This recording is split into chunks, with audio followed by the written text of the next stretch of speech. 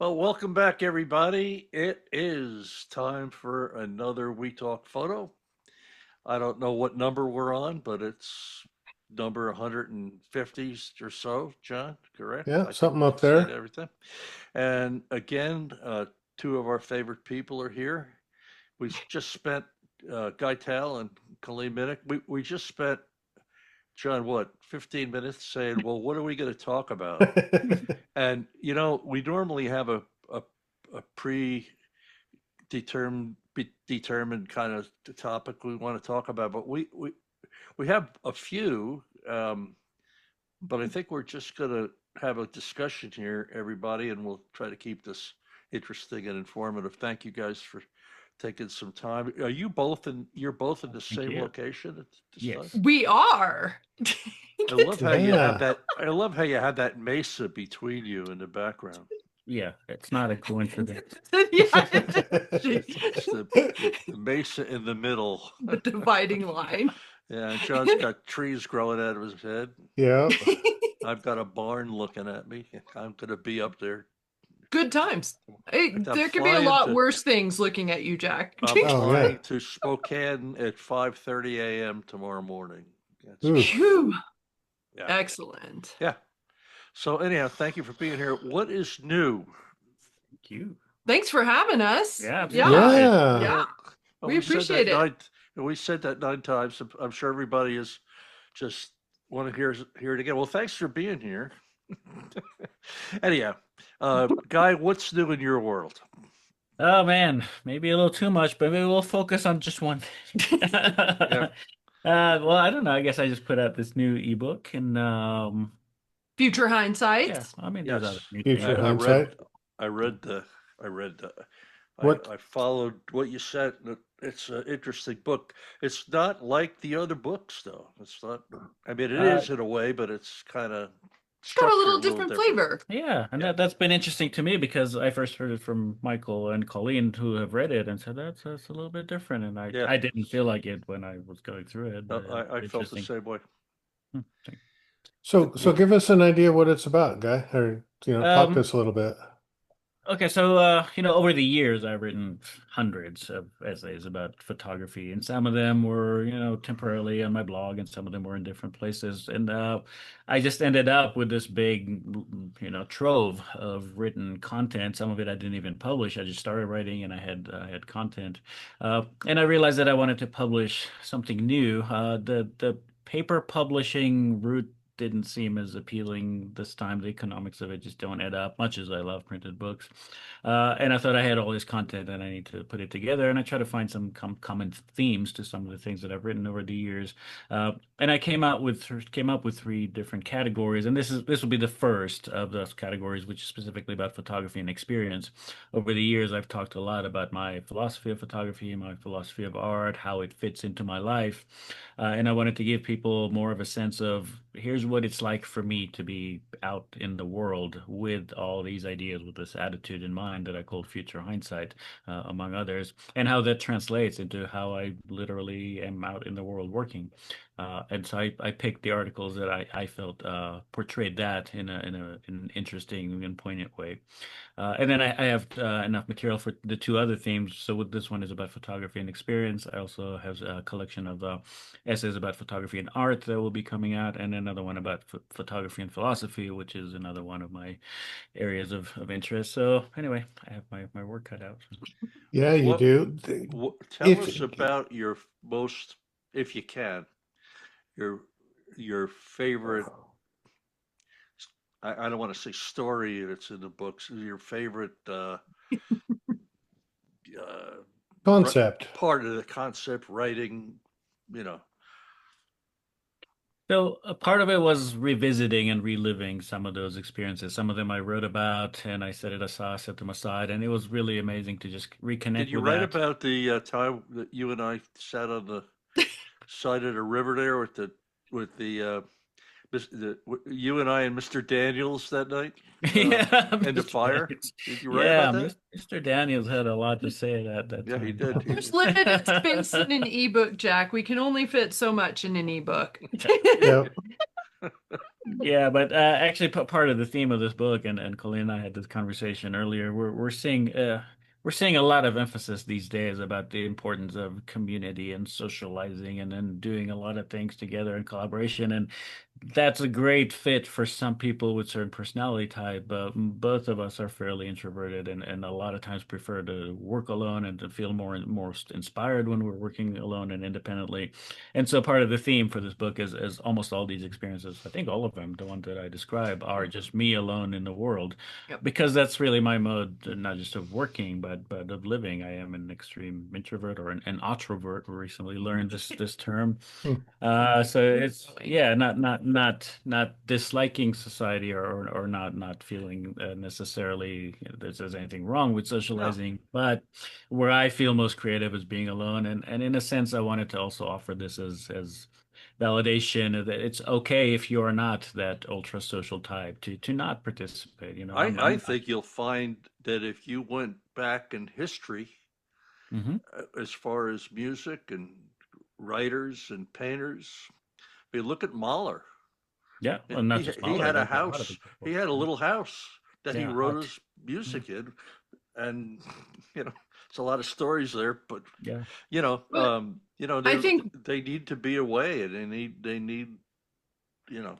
Yeah, and I just want to emphasize again, sorry, Colleen, didn't mean to cut you no, off, but you know, it's important for me to make the distinction that I do things with other people. Obviously, we have very close friendships for that have spending time with other people is a big part of our lives. But for that creative work, for just to be in my space and then practicing my life philosophy and feeling the most intense emotions that I can, at least for me, that's something that I need to do on my own. And I think that there's not enough of that being heard right now in all these community-oriented forums, and I think it's important to tip that balance a little bit, or to restore that balance a little bit. Some people like doing things in groups, and some people prefer to work alone, and just different personalities. Well, I groups think, is where social media Colleen, made it. oh, Jack, hold on a second. Colleen, you were going to say something?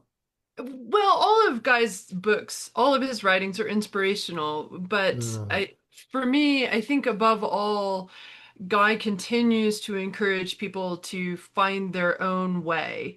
yeah, And if that's community, amazing. If it's on your own, amazing. The thing is that you're listening to your own voice and you're embracing the values that you find important for your own not only photographic journey but also your life.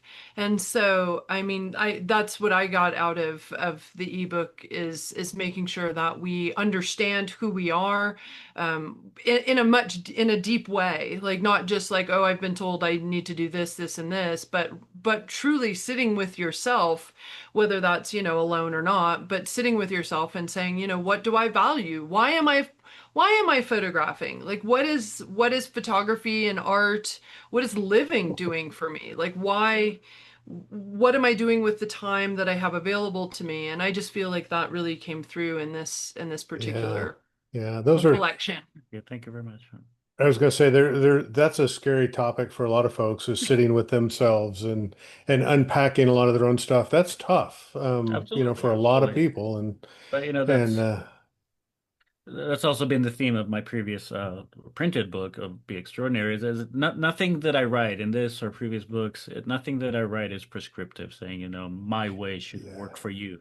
It's all about, I found my way because I am this kind of person, because this is my philosophy of life. You should think about your philosophy of life and your yeah. personality and what fits for you.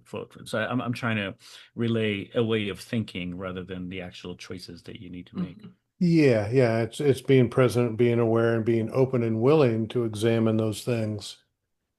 Let me just ask you real quick about the title. Could you explain the title again, what that means to you, future hindsight? I love that concept. It's great. Yeah, well, I mean, it comes. I actually introduced it in another book, in Another Day Not Wasted, where I wrote that my attitude toward life. I'm not a long-term planner. I live day to day, but there's a governing principle to what I do, because I'm always very aware of the value of my time, of my living moments, of my capacity to be. I know that I'm mortal. This is not going to last forever. And for me, the greatest fear is that one of these days I'm going to live long enough to look back at my life and think that I have wasted of it, that I didn't use it properly, that I should have done things that I didn't do, or that I did things that I shouldn't have done. So this idea of regret is on my mind. So I call this future hindsight. What in the future, what will I regret in hindsight? Let me make sure to avoid that. And Yeah. and for me, that's very empowering. I'm making it choices that are risky, that are uncertain. Would I someday think, oh man, I should have at least tried that? I wish I had the courage to go and do this. I wish I had the courage to become a professional photographer. I wish I had the courage to learn how to camp and hike on my own and in the desert. Things that sometimes are threatening and risky, and then things that even other people might think are unwise, or that I shouldn't be doing. I'm thinking, well, one of these days, 20, 30 years from now, maybe on my deathbed, I will look back. I don't want to think, I wish I had done that, or, I Yeah. regret not having had the courage to do that. So that's what I call having future hindsight, is thinking, what will my older self wish I had done and today? Well, And being the oldest person here, I think, by probably not by a little, Linda, my wife asked me a month ago, she says, so do you have any regrets about Mm, anything? And I said, I have one major regret. I wish that I kept my musical career going and didn't get, mm, it changed just like photography's changing. And I mean, it changed radically, just like workshop leading is changing. And, I said, okay, well, it's time to do something else. And I wish I would have kept doing that for a few more years because I really do feel something I miss. However, you know, if you think about it, I, I wouldn't have done what right, I've done. So right. it's a regret, but you can't let that get to you. I think the idea is to think, should I have had more courage at the time? I mean, yeah, some things work, some things don't work. You can't do it all. Some things, obviously, I wish I'd done this or that. But thinking, being that person that I was at the moment that I made choices, given the information that I had at the time, given the attitude, the possibilities Yeah. that I had at the time, did I make a choice that was appropriate? Did I make a choice that took everything into consideration, not just immediate comfort or immediate, needs or income or safety, but did I really consider, at the end of my day, if I look back, will I feel like I should have taken more risk, or I should have done things differently? I should have whatever. And it doesn't, of course, apply just to photography or, being No, outdoors. It can apply to some very profound things whether you should stay with your partner, whether you should stay in a certain career, whether you should take a risk and do something completely different. And I mean, you opened the door to music, and now I'm scared because I know what's coming. But Well, I want to hear from John. John, do you have any regret?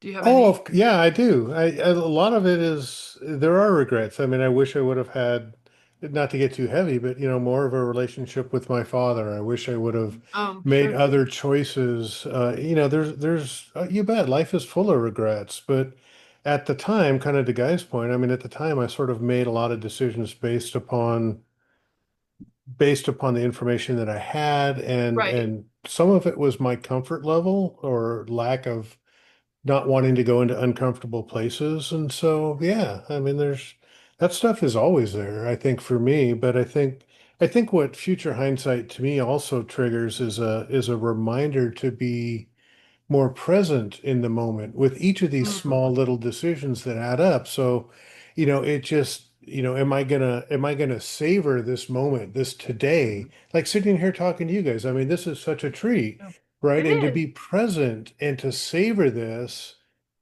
for the future, and so I can look back in the future and go, wow, remember that time I sat with Colleen and Guy and Jack and we had a great time. I mean, it's just it really reminds me to be present in the moment. yeah, and that's another one of those things Love that that. like one day you might regret, right? You might do something that from the outside looks like you've been successful and it turned out great, but you think, but I remember actually being there, and it was, a mechanical effort. It was something that didn't really mean much to me. Whereas if you keep in mind, make this right now a good memory for someday, that's also part of Yeah. future hindsight. That someday you will look back on this moment, fondly, or at least know that you did it in the most meaningful way that you could. Because I think it ties into me. You guys were talking about, and I don't want to derail away from the book and too much, but you had said the E word many times, kind of in the intro of this program, and that's experience, Hmm. right? Yeah. And to me, Jack started preaching this several years ago to me. It's less and less. It's about the photograph, and it's more about the experience. Hmm. And Yeah. and I've And who did I learn that from? Yeah, there's an uh-huh, essay. There's an essay in one of my books where I make a distinction exactly. between experience first photographer and photograph first photographers. What is your higher priority? And Mm. I Yeah. mean, for me, that's the question. If Um, you want, if everybody that's listening wants to see something, if you Google Frank Sinatra, um, what was the name of that tune? Da da da da da da ba da da da da da da. and I was It was a 17. very good year. It was a Was a very very good good year. year. Mm. There's a video of him actually recording that. He did Oh that in yeah. one. He did it in one take. I said it to Oh, John. wow. One Yeah. take, and they showed him in the studio with the orchestra. Then he went back into the mixing room, and he's listening to the playback, and he's just listening to it. At the end, the last verse, there's a line that says, "I'm in the autumn of my year," and it hit him. You watch that video, and he Oh. got so serious, and he shook his head, and it's like it hit him that, hey, this is it, you know. Yeah. So live every day, man. Absolutely. And I mean, since Happy today. Yes. since Happy. Every day Every not day's your wasted. birthday. Every Yes. day not wasted. Yeah. yeah. It'd be a great T-shirt. Yeah. Well, since we opened the door, and I know that music is near and dear to Colleen's heart, so Yeah. Let's talk about are Colleen's you latest ready to say project. Yeah, I something want about to it? Oh, hear this. you know me, I always am up to a million things. So, I just wrapped up my photography workshop at Ghost Ranch, where we spent a week in the footsteps of Georgia O'Keeffe, stealing like an artist, not stealing from an artist. And so I'm just kind of riding that high. Right now, I have a shiography exhibition, an online exhibition going, our first ever, called Sacred Spaces, and it features 16 of my shiographers. And it's just like I learned this software, and it's like the coolest thing. So if Hmm. you have a chance, go to shiography.com. It's pretty great.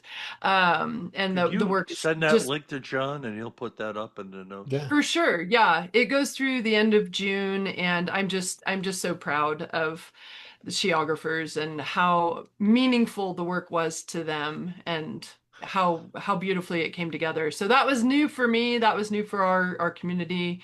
But yeah, I mean, the most exciting thing for me right now is that I have I, it wasn't on the life plan, but I am actively and maybe obsessively composing music. And so I had mentioned to you all before we started that I'm in the middle of composing my second symphony.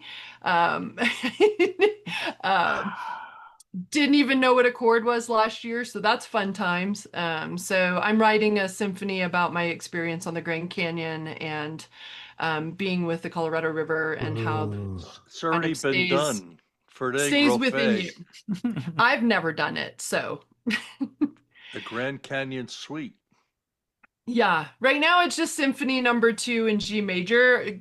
I'll come up with a fun title, but I mean, I think it ties to this idea of not regretting, and experience, openness to experience, and having courage to try new things. I am of the kind that doesn't believe that, creativity always fits in the rectangular box that the camera manufacturers give to us. And it seems that every time I try something sort of new, it becomes a path of discovery, not just of myself, but of art in general. And it's inspired my photography and how I'm teaching photography. It's changed how I look at what an image actually is. It's not something pretty we look at. It's something that we actually engage with actively and experience, and in the same way that we would experience a song. And so, I think that and Guy talks about music in his ebook and other art forms in his ebook, and I I just love having the diversity and being able to express my inner thoughts and my voice in a variety of different ways. I love having those different tools and options. So yeah. That's awesome. Yeah, I think I'll definitely post the link up, but I think just, creativity, to your point, shouldn't be bounded by media. It doesn't have to be. I mean, if you want to be a creative person, find any form of self-expression that you can and, let it fly. And I'll put an asterisk by the things that I do. I mean, I grew up believing that I didn't have the capacity to be creative, and Mhm. once you buy into yourself, once you buy into your values, once you buy into curiosity and courage, like I to be human is to create, and to create is to be human. Yeah, and Like that's the it's highest form Yeah. of self-actualization. You so create yourself, and then you create as yourself. Yeah. yeah, so kind of Wow. wild. Wow, that is extremely wild. So that's up, your symphony, is that up for public listen? I have not actually Okay. published I haven't published my music like in the Sheography. We did a webinar, an artist reception online. I did have an original song that matched the Sheographer's photographs. So there are semblances of my music out there. But one of my goals is to maybe put out an album, maybe this year, maybe So next, what maybe. happened to the Symphony Number One? Oh, Symphony Number One composed for the Moab Photo Symposium. Bruce Hucko, the coordinator, the director, asked if I would pair music with a 14 and a half minute, I think it's about 14 and a half, 15-minute slideshow of participants' work. And I looked at that and said, I guess I could just pull out a couple of songs from, my library. But when I saw the images, I don't know what happened in my brain, but I Hmm. said, it'd be really fun. It'd be fun to figure out how to write a symphony and sonata form. And so, so You don't take small challenges on, do you? yeah, It's like go was, big or go home. I mean, but why not, right? Right. Like what's the worst that can happen? I don't write a symphony? Like, okay, like life doesn't depend on it, right? So, I mean, for me, it was just like, well, it sounded interesting and sounded cool, and I've never really done it before, and who knows what it's going to turn out. So, I mean, why You not? don't have to write a symphony to write no to write something that describes your feelings. I mean, there's people have written things called tone poems Right. Tone poems, yeah. that that Is that that Yeah, Bruce Barnbaum. Barnbaum? Yeah. that are about certain things, I don't know where the idea came from. It's not like I mean, I have no musical background at all, other than I really enjoy listening to music. So I don't really know where it came from. But I am familiar with Bruce's tone poems, and, Ernest Haas Yeah, Orange Talk. did his slideshows. And so it's the combination of visual and audio has happened before. It just is something kind of, you'll find there's many people, and you probably know a lot of them who their background they had a Mhm. background in music Yeah. Well, well, that we present know. company Well, included. yeah, Yeah, yeah. but I'm not alone. There's a whole lot of people that do that. Guy, just tell her not to write the ninth. yeah. We've already Oh, talked about this. For the people who are the for the curse of the people who are ninth. listening, there's a myriad of great composers who died right after they wrote their ninth Yeah. symphony. They didn't quite finish their ninth, Yeah, yeah. Yeah. some Or didn't. So, shortly after. and Yeah, but there's then a you have like there's Haydn who wrote what 100 and something, right? So 104. yeah. Yeah, yeah. Well, that's great. So Yeah. we need to get links for all of this, and you know, it's all about expression. That's what it is, and it's just different ways to do that.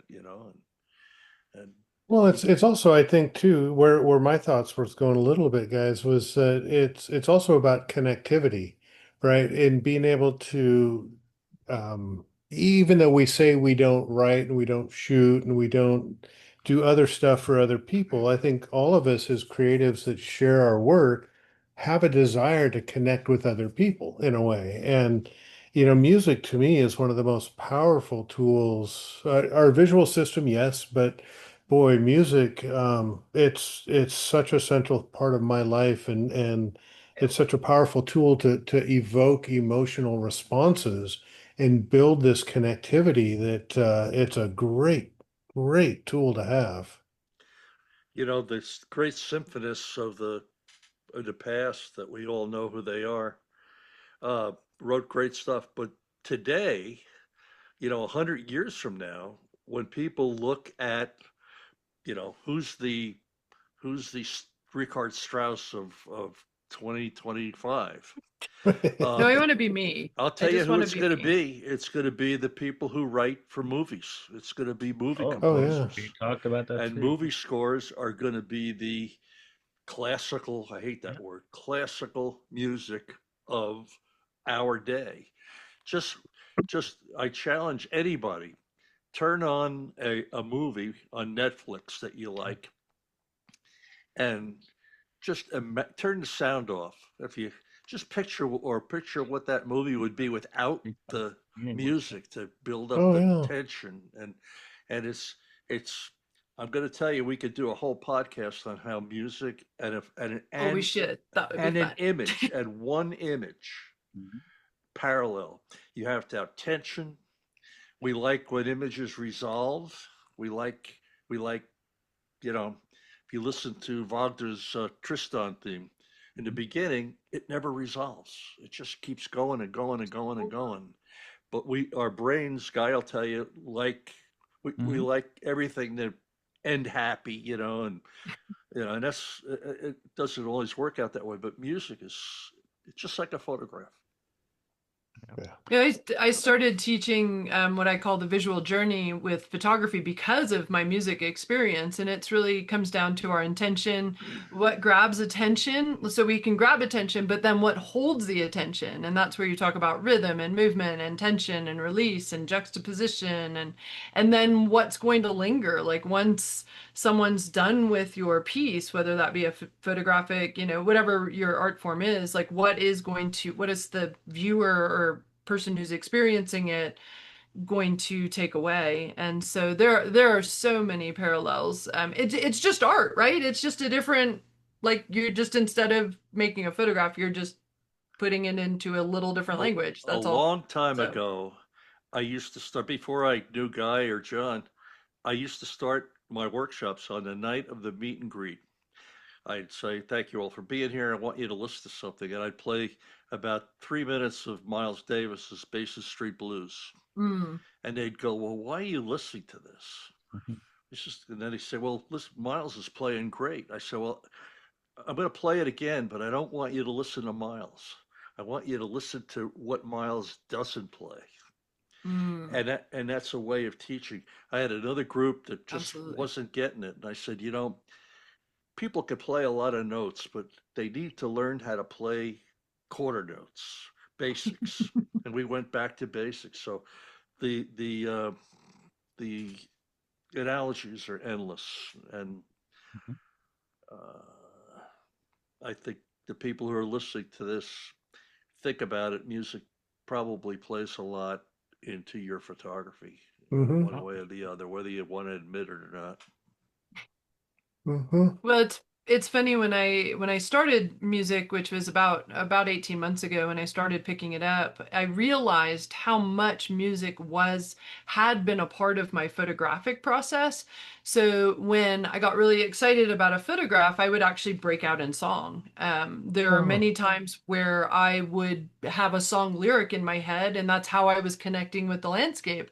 And so a lot of my photographs have song lyrics, song titles as their title. It was one of those things where it was like, oh, it was already flowing through me. It was just I didn't know how to direct it. And so yeah, I don't know if you guys feel the same way with your musical 100%. background. 100%. Yeah. And John and I have talked about this Yeah. ad nauseum. Yeah. And, Strong, and we strong have in our correlation and travels. connection. That's for sure. I mean, how much when you're creating, Colleen, kind of going back to your what you were talking about with the visual journey that you're teaching, how much do you consider, I hate to use the word consumer, but the consumer of your art? I mean, how much do you consider that in your creation process? I love that you asked this question. I literally just wrote a Dear Bubbles article Oh, about this. cool. I haven't read that yet. Yeah, well, so the answer is I do and I don't at all. Right. So I don't create my work for consumption. Right. I have I paraphrase Eleanor Roosevelt's quote, which is what other people think of my photographs is none of my business. So it's none of your business, right? Like, so I don't care what people think of my photographs. However, when we are arranging and we are trying to communicate, there's language that we have to use. And so what I'm trying to do is to uh, have the photograph embody the experience that I'm having in that moment to the best of my ability. And so if a viewer interprets my photograph differently, that's fine. It's just that I am, as a communicator, visual communicator, trying to communicate to the best of my ability. And so I mean, you've talked about this Well, too with your actually, visual language. well, that's part of it, but I mean, if you my very first book, More Than a Rock, the very first article in that book is about who my audience is, because I grapple with that too. Do I create for myself? Do I create for other Right. people? And I think trying to resolve that, two things stood out in my mind. First of all, you can't please everybody, so that means Right. who is it, your audience that you're trying to please? But even then, I don't want to create for other people. So I came to the conclusion, I know that somewhere out there, there are people like me. I may not know them, individually, personally, but I do know they're there. And so my resolution was to create for people who are like me, to create for people who are similar to me. And then that distinction just goes away. I don't create for myself. I don't create for other people. I do create for myself, but I trust that there are enough other people there who at least share some preferences, sensibilities, personality traits, experiences with me, and they will benefit from that. So I don't have to explicitly keep them in mind when I create. I can create Right. for myself and know that there is an audience out there that this would be meaningful for. Yeah, well said. Well said. I like the oh, I just lost the thought that I like. I like this whole thing around language. I think it's, for me, it's even though I'm not creating for other people, I still am communicating, and I want to do the Right. best job I possibly can in communicating the message that I'm wanting to capture and communicate. Who receives that? I don't know, and I don't care. But to Guy's point, I think somebody will out there. Right. But And I if want you to do do the this best long job I enough, can. Right. absolutely. And if you do this long enough, I'm sure all of us can speak to that. Every now and then, you just kind of get a message out of the blue. Hey, I've seen your work. I've read what you wrote. I've seen this image that you created, and it really touched me. And I feel Yeah. a connection and I feel a similarity. So the other people out there, you are reaching them, whether you directly design your product for a specific group of people. You don't necessarily have to do that, especially in art. Eventually, you will reach an audience. You will reach people. You put, especially in this internet age where things proliferate. And yeah. So at the end of the day, I'm saying, I want to write, or I want to create for my younger self. I want to create for, essentially it all means that I ultimately create according to my own sensibilities and according to my own desires, but also trusting that it is meaningful to a wider audience. It, And to me, that resolves yeah, I'll say I everything because also the try to distinction goes communicate. away. I use the mental model sometimes for me of kind of tying it back to your ebook. I create for my future self. In Mm. Right. 15, 20 years, I want to look back at my images. And if the image doesn't stand on its own, all the baggage of my trip will be gone, but that image has to Absolutely. stand on its own. So I'm creating for myself in the future. Absolutely, and that's one thing in one of my article. Like my older article, I refer to my experience as a form of retirement savings because someday I Yeah. will not be able to do that. Someday I will not be able to go Yeah. out there. Someday, and I will be able to go into to my archive, my retirement savings of memories and experiences and things that I can relive and remember what they were like, and at Welcome least to my world. get Yeah. No, We there are weren't going to say places. anything, Jack. There are places. No, I'll be the first to tell you. There are places that John, you and I have been that I'm not sure I could do it physically. Yeah. Oh, Mhm. yeah. Different reasons, and Yeah. uh, you know, uh, my very first picture of Horseshoe Bend, Oh, Hmm. yeah, I I was just figured up there. I figured out it had to be shot with I think a 24 or 28 millimeter prime, and I got that. There used to be a ledge where I was sitting. Mhm. I'm not kidding. I couldn't Yeah. get back up. They had to go back up and get a rope. I'm very serious. I mean, I was stupid. But also, that place I doesn't got the exist in the shot, form that it. I got the That, Yeah, you shot. should see it But now. that, no, no, Uh, but what I'm saying is there's places that I've been, and I'm going to tell you, you guys are going to find out that someday, and I got to, I don't want to be, you know, negative here, but you get up tomorrow morning, you never know Oh, what's going to happen. no. well, yeah. And, and, well, and I'm it's not, yeah, serious. it's not As just you get what things that, older, yeah, and not you'll just things that have might that happen. library, you'll have those images, you'll have those Absolutely. experiences solidified, and you'll have I have a lot of satisfaction Yeah. because of but that. I am when did I do this? I did this in I tore both of my MCLs in my knees in October, Ooh. doing the limbo for a dance video. Um, at sunrise, That'll I was teach you. sober. Is Yeah. that on video anywhere?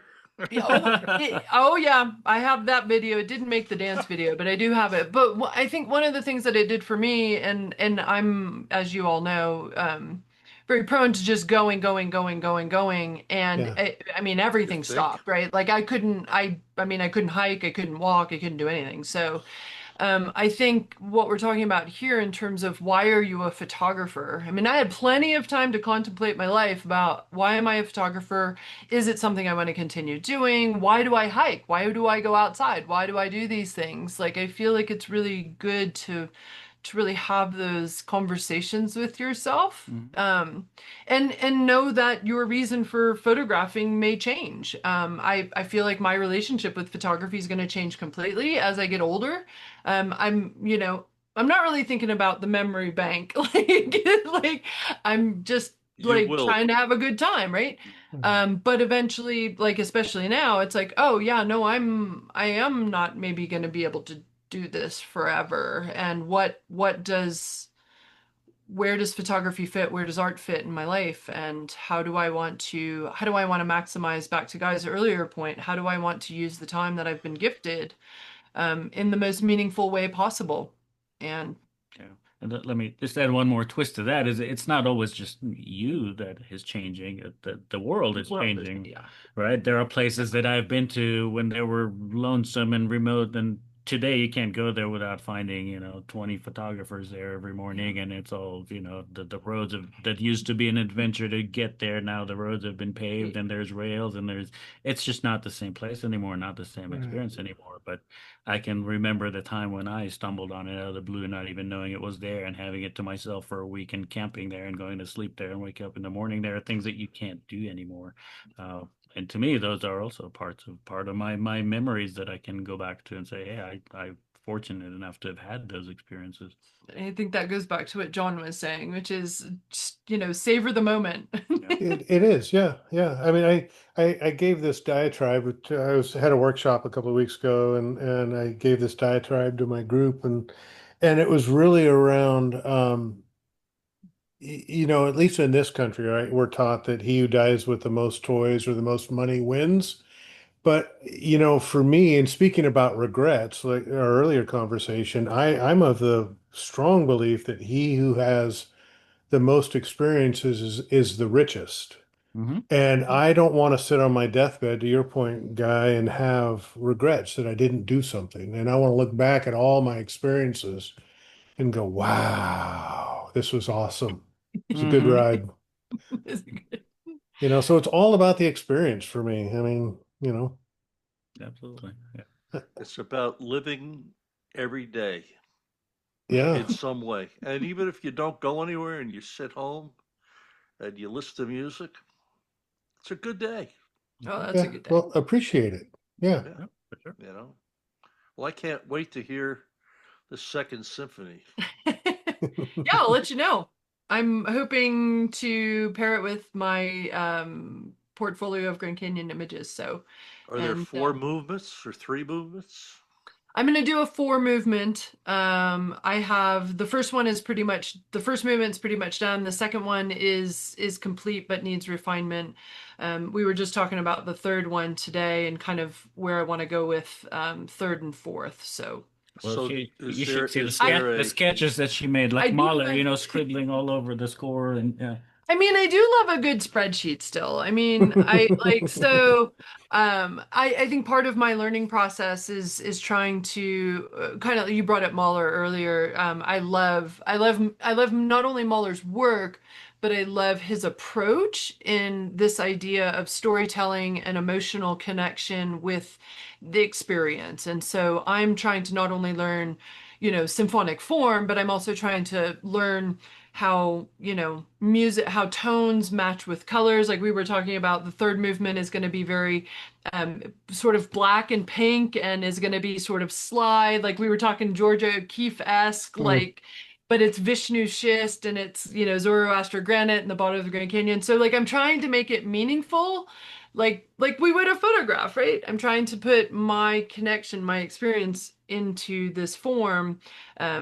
But I mean, I'm just kind of learning as I go with it. And so, yeah, it'll be 4 movements, sonata, and the Wow. music, as much as I want to, conform to sonata form, I've already made exceptions because the music wants to do what the music wants to do. The story wants to do what the story wants to do. And I've learned enough with photography and the creative process that you don't let structure and rules and all the things get in the way of a good creative expression. Like you just let it. This thing's wild, so it's Let just it doing its own evolve. thing. Yeah. Yeah. If you listen to It's doing Gene its own thing. Sibelius's Seventh Symphony, which is one movement, by the way, Mhm. uh, it's a conundrum because there's no form. People have written about it and analyzed it, but it's it's one of the most difficult pieces to conduct because he broke Oh, every rule that there is to be broken. You ought to listen to it. It's pretty amazing. well, we were talking about this morning. We were on a drive out and about, and we were talking about what is art but not to break expectations, right? I mean, like that's the whole point, is like to do something surprising and to stir thought and to change it up, and like who wants to do expectations and be normal and like what? But there's a scientific foundation to that too. They research what makes people enjoy music, and the thing is, our brain constantly tries to predict what's going to happen, Right. and when those predictions fails, and it allows your brain to discover something new, that's an enjoyable experience for the brain. Hmm. So that you want to keep listening because it doesn't always meet your expectations. Something might surprise you. We should Yep. adopt that for life, maybe. Yeah. That's a Right? pretty Like good thing. we're so scared of uncertainty, but that's exactly what art and music like we're excited about the surprise. Like, why let's do that with life. Who needs a plan? Yeah. Yeah, yeah. Okay, I got one Looking last forward to seeing that. comment about communication because you guys touched on that a little bit. Um, just to see your reaction to this. I learned years ago that there's three parts to communication, right? It's what I want to say, what I actually say, and what somebody hears. Oh, I love that. Okay. And so, yeah, because I might want to say this, but what comes out of my mouth is something vastly different. And the way I equate that in photography is I see this scene and it attracts me, and I've got this vision, but then my composition in the camera doesn't match my vision. Right? Those are two, I can control two pieces of the photograph, but how somebody interprets it, then, Yeah. that's beyond my control. Yeah. But how do you have any other different take on that? Actually, I that love that. that that very idea sparked a whole revolution in philosophy. I told her philosophy is one of my other passions, but Yes. there was a very famous philosopher named Ludwig Wittgenstein, and he created this Who? concept called Wittgenstein. Ludwig. Vit, Ludwig, Vit, Ludwig. a Vit. very interesting character, But so he Yeah, came up with this idea. Spelling. You spelling bee later, Jack. yeah. He created this idea of a language game where all forms of communication ultimately are language games because language words, the correlation between the words that we utter or write and things in the real world is always tenuous, right? We can't, in a lot of cases, we can't just say a word and expect it to have the same meaning for everyone always at any time. Mm. So we all play these language games trying to relay information to each other, but it's never perfect. Uh, yeah, I think things take on different meanings depending on who you're talking with, depending on the period in history that you're using a certain term, depending on a lot of different factors. And so the way our communication is never perfect. There's always some game going on that, as long as we agree on the rules or understand the rules well enough, we can communicate effectively enough, but never perfectly. Hmm. Wow. Hmm. Wow. Whoosh. Yeah. There you No, have that's it. good. But Mhm. for those of us that want to be visual communicators, and I know we say we don't shoot for other people, but I want to communicate effectively. And so what is my vision and how does it translate into the camera? And then I hope that's clear enough that whoever has an interest will see this and understand what I'm trying to say Mhm. in a nutshell. In a nutshell, yeah. But you have Yeah. to always realize that it's never going to be perfect. And Right. sometimes especially in art, you almost have to let go of this where you just I want to create things of art like abstract expressionism, right? You asked, I don't know, Jackson Pollock, what does that mean? I'm sure it means something to him, but he's not trying to dictate to you what it should mean to you. And a lot of people find very profound and even spiritual meaning in those abstract expressionist That's a great painting point. that the artist would had no way of even remotely guessing or trying to influence that effect. And then you have all kinds of degrees in between. You think of people like Mark Rothko, right? He intuitively understood the effects of different colors, and so his images are just colors and shapes. There's nothing, there's no recognizable objects, but he tried to communicate through color certain effects, again understanding that not everybody will have the same emotional reaction to the same color. So in art you kind of cover the gamut. Sometimes you want to describe things very accurately, and sometimes you just want to create an experience that will be meaningful to someone in ways that even you don't understand, as long as they find it meaningful and relatable. Uh, Interesting. Well, Yeah, I mean the important part is that it's meaningful to you, right? And yeah. ultimately how people interpret your work is up to them, but back to what John was saying earlier, it's like you can only control so much of it. Right. But, as we go through life, as we go through photography and art, like Yeah. we want things to mean something to us. Absolutely. And sometimes it's this giving up or relinquishing that control that is extremely rewarding, where I'm just going to put something out in the Yeah. world that I know at least some people will find meaningful, and that's satisfying to me. Or not, right? Like you don't, Yeah. I mean, people see about 2.85% of my images. They see very few of my Mhm. images. Like I'm not, you don't have to share to get some value out of it. I mean, if you want to, that's awesome. Mhm. But I mean, ultimately, it's got to, I mean, it's a photograph is sitting on your hard drive, so you better like it. Yeah. Yeah. Yeah, so Can I get an AI to like it for me? That's a save chat save save chat save me Sure. the chatbot could like it, save me the maybe. trouble. Yeah. Yeah, yeah. well, and anybody doesn't believe what we're saying, all you have to do, and I don't haven't done it in a long time, but that's why I don't deal with the Facebooks of the world. It got It's to the hard. point that I could see people, and some of the people I knew, were putting images up, and I know they were putting them up there to see how many people clicked the like button. And those images, honestly, were pretty average. I mean, as long as there's red in it, it's going to grab attention. So Yep. I mean, Yep. I Big mean, they pillar. were those images are pretty average. pretty And if predictable. you're creating for 100% for other people, I, I think more often than not you're going to fail, and eventually you're going to not be happy. And But your you'll future figure it out. hindsight would be, yeah, I've dedicated all this time creating things for other people and missed out on having experiences for myself. I think that's pretty sad. Boom. Exactly. Boom. Exactly. Mic I mean that drop. that would be my regret, right? Is that I spent Yeah. 40 years trying to make everybody else happy. My regret is that I wish I would have, listened to my own voice and become my own river earlier in my career or earlier. I mean, I had a lifetime of phenomenal achievement, and I got to the point where it was just like even with photographs, like I was making money as a photographer and as a freelancer, and I just really wasn't happy. And so when you shift into experience and your own values, like that's when it gets really delicious. Like Mhm. and it can get really delicious. So I was just Yeah. hearing the way you talk about it, the excitement. I think that the reward is pretty obvious, right? It has So nothing to do with even who hears it, right? Just the engaging in the process of doing it. Yeah. Yeah. Yeah. your first of the ebooks coming. How often you gonna do these? Are they gonna be yearly, bi-yearly, or you don't have a plan? Yeah, you're asking me to plan a schedule? No, Yeah, I I'm should know I'm better. I'm working on things until they feel right. The thing for me is yeah, because I am the way that I am. I love the writing process. I love putting things out there, and then I absolutely hate the design and the editing and all the logistics of turning it into a book.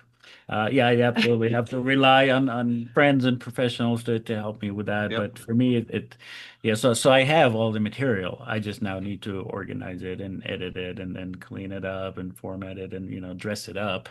And that's gonna take me some time. Well, I'm committed to I'm serving as his publisher. So Mhm. Analemma Press is publishing, and so as I'm committed, I'm the one behind. No, I'm just kidding.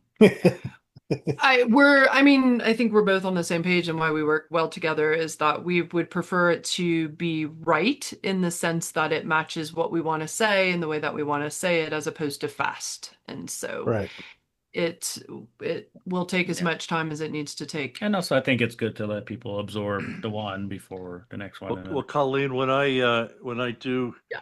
put a nail in the, call it quits, and I write my first ebook, will you edit it for me? I have the title already. Yeah. It's gonna be called "What Time Do We Leave?" Followed by "What lens should I What use?" lunch should I bring? Yeah. Yeah, Mhm. yeah. Well, I'll We'll tell talk, you, Jack. Yeah, we'll talk.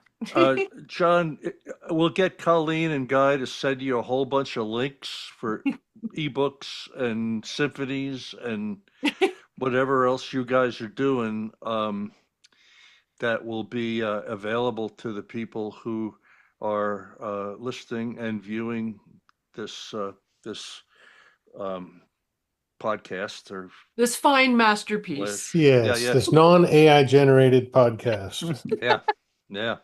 I Well, love it. John, what do what do you got going? What do you, Just got done with the Redwoods. Speaking of the Redwoods, great time down Yeah. there, and then heading up to the Palouse so when are you going to in be in the Palouse? Oh yeah. middle third week of the month. Okay, I'll give And you a then I'm up report. there in August again for the I leave harvest, which is tomorrow and I'm back a week from tonight, actually. Be a beautiful. quick trip. Nice. Now I'm looking forward to the harvest. That's my favorite time of year up there. And Yeah, so I got a group for that, and then the Tetons and Oregon Coast, and just a full agenda. it's a good thing. Keep Everybody's busy. inspiring. Yeah. Yeah. Everybody's busy. All right, everybody. Well, thank you all for being here. Guy, Colleen, Thank you. with Thanks for the conversation. It's the always great to mace. talk with you all. It Yeah. is. It is. And we'll have to get Michael. We were going to try to get Michael Yeah. Gordon. Something came up. He couldn't Yeah. make it. And the next time we'll get Michael on. Michael is another great. It would be another Michael's great amazing. addition. We'll do that as well. So Michael, if you're listening, we love you. So hang in.